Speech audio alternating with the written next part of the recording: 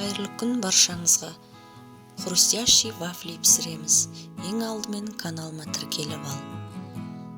Ыдысымызға 5 дана жұмыртқамызды салып, жақсылап араластырамыз.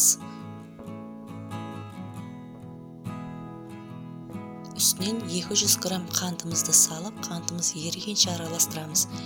Қантымыз ерімесе, массамыз дұрыс шықпайды. Үстінен жарты шай қасық ванилин қосып, жақсылап араластырып аламыз.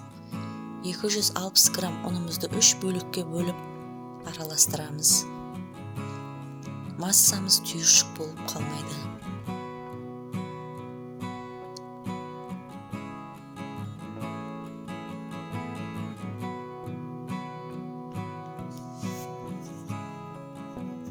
Массамыздың үстінен 180 грамм ерітілген сары майымызды қосып араластырамыз.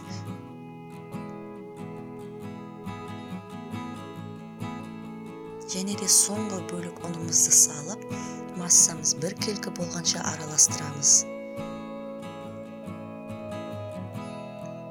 Массамыздың қоюлығы осындай болады. Жасап көруге кеңес беремін. Балаларыңызға ұнайды. Ең алдымен қызып тұрған вафельницамызды майлап, бір ас қасықтан салып, пісіріп алдым. Піскен вафлилерімізді осылай орап алдым.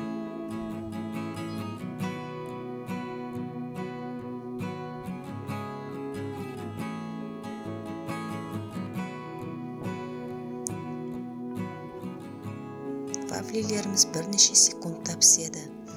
Егер менің видеом ұнаса, лайк басып пікірлеріңізді қалдырыңыздар.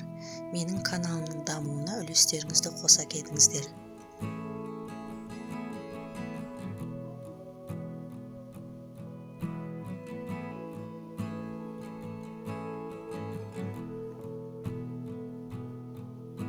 Өз қалауларыңыз бойынша орап сәндеп аласыздар.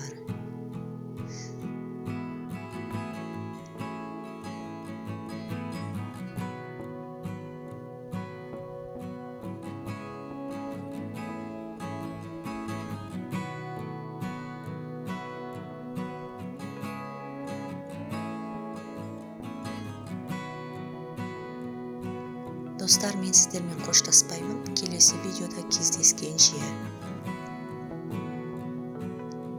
Рецепті описание бөлімінде қалдырамын.